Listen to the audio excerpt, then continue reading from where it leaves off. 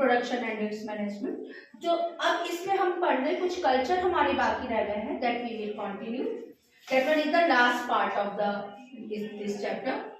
इसमें हम पढ़ रहे हैं सम ऑफ द कल्चर। सबसे पहले मैं बात करूंगी, ये है आपका pisciculture. What do you understand by the pisciculture? That one is the rearing, breeding and management of fish. Rearing, breeding and management of fish, that one is known as the pisciculture. Pisciculture जो fish eggs है बेटे, that has been kept in the nurseries and that nurseries are known as the hatcheries. That nurseries are known as the hatcheries. और revolution जो इससे relate कर रहा है, that revolution is known as the blue revolution. Fishes में fish culture से pisciculture से relate कर रहा है blue revolution. These fishes they are divided into different categories. Some of the freshwater fishes are be there. अब freshwater में हमारे पास कई fishes आ रही है, रोहू है, कैटला है, माली है, और जो आपको पता है ना। और दूसरा हम कह रहे हैं मैराइन फिशेस। मैराइन यानी सॉल्टी वाटर, जो सी और ओशन में होंगी, वहां पर कौन सी है, पॉम्फ्रेट, टूना, इल्सा। तो many of the species are breeds are be there आपकी फिशेस की, जिसमें हमने पढ़ा पिसिकल्चर। नेक्स्ट है हमारे पास next culture, that is related with the rearing, breeding and management of silkworm. इसको हम क्या कहते हैं, sericulture. That is known as the sericulture. और मेन नेम क्या है हमारा, मेन जो सिल्क निकालते हैं किस कौन सा है, क्या स्पीसीज है, that one is scientific name Bombyx mori. Bombyx mori, that one is the silkworm, scientific name. अब यहाँ पर अगर हम बात करते हैं, आपने अगर इसकी देखी होगी लाइफ साइकिल का डायग्राम कई बार आपके पास बनाने को आ जाता है। उसमें सबसे पहले आप देखोगे लीफ के ऊपर egg, mulberry leaf, mulberry silkworm हम यहाँ पर देखते हैं, तो मलबरी लीफ के ऊपर एग हैच किए, देन इनसे हमारा हैचलिंग प्रोड्यूस हुए, और ये हैचलिंग कन्वर्ट हुए किसमें, लार्वा में। These hatchling they convert into the larva, then larva ये कन्वर्ट हुआ किसमें, प्यूपा में, और प्यूपा में एक अपने अराउंड एक covering secretion of from the salivary gland has been taken place, और ये जो एक कवरिंग बन गई, that one is known as the cocoon. और इन्हीं कोकून को बच्चे बॉइलिंग वाटर में अगर डाल देंगे और फिर इसके बाद रीलिंग होगी, डिफरेंट प्रोसेस होगा, और इनसे थ्रेड निकाला जाता है जिससे सिल्क बनता है। और यहीं पर देखा जाए बहुत सारे सिल्कवॉर्म इसमें मारे जाते हैं बेटा। अब यहीं पर अगर हम इसको नहीं कोई जो आपका है, इसको अगर हम बॉइलिंग वाटर में नहीं डालते, सिल्क प्रोड्यूस इससे नहीं करते, तो इट ग्रोज इनटू द बहुत सुंदर सी बटरफ्लाई जो हमारा तैयार हो जाएगी, वो हमारी प्रोड्यूस होती है।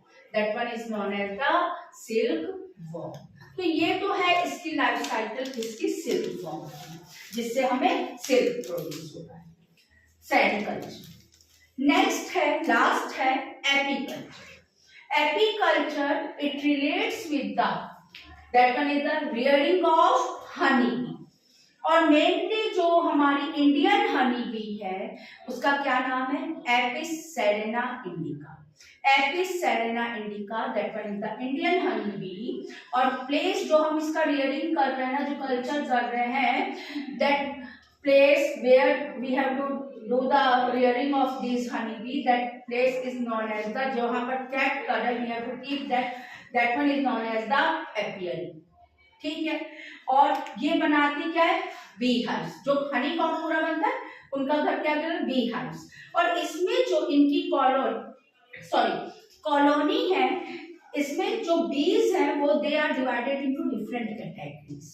कौन कौन सी, देखो ये देख लेना बच्चों, आपकी बुक में अगर दिया है इसकी कैटेगरी तो पढ़ लेना, नहीं दिया है तो नहीं। जैसे सीबीएसई में दिया है तो वो पढ़ लेंगे, आईसीएसई जो है वहां पर नहीं दिया है तो वो नहीं पढ़ेंगे, अपने हिसाब से बच्चे देख लेना। ठीक है, तो यहाँ पर क्या कैटेगरी है बेटा, queen, drone and worker.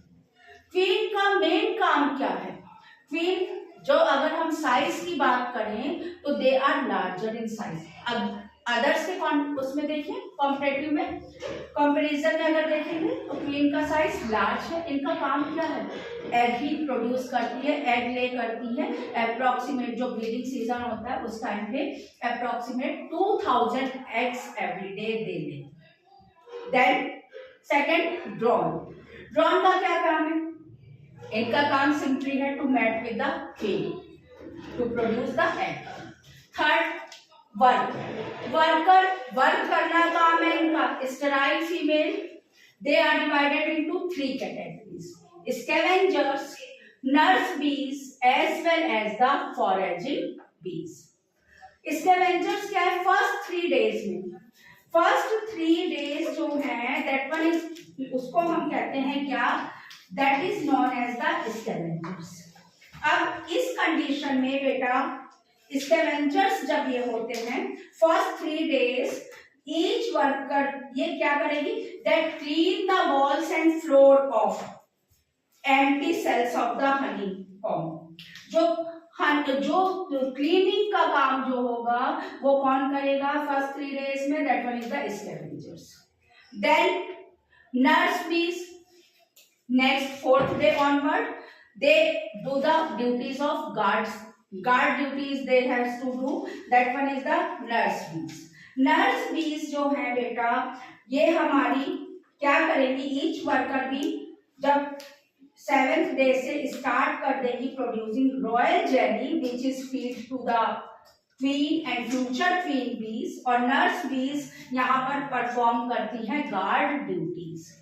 Then foraging, foraging या फील्ड बीज, इनका मेन फंक्शन क्या होता है, ये एक्सप्लोर करेंगे न्यू सोर्सेस, किसके लिए, ऑफ नेक्टर। फॉरेजिंग भी कलेक्ट करेंगी क्या, नेक्टर, पॉलन, ये सारा चीज आपका कलेक्ट करेंगी और जो हेल्प करेगा बाद में किसके प्रोडक्शन में, हनी के प्रोडक्शन। अब केवल हनी का फॉर्मेशन नहीं हो रहा है, हनी केवल प्रोड्यूस नहीं हो रहा है, यहाँ पर और भी चीजें प्रोड्यूस हो रही हैं। जैसे आप देखते हो वैक्स जो यूज करते हो कहाँ से प्रोड्यूस होता है, वो भी तो इधर ही से प्रोड्यूस होता है आपका। हनी प्रोडक्ट एपीकल्चर के कौन कौन से हैं, bee wax, bee venom, royal jelly, many of the products of the cosmetic में भी यूज होता है। तो this one is about the apiculture. तो आज हमने कौन कौन से, पीसीकल्चर, सेरिकल्चर, एपीकल्चर, ये तीनों कल्चर पढ़ लिए। और अब इसी के साथ हमारा ये चैप्टर खत्म होता है, that is the last part. अच्छे से तैयार करिएगा, रिवाइज करिएगा। That one is all for today's class. Next turn में मिलेंगे नेक्स्ट किसी टॉपिक के साथ। Thank you.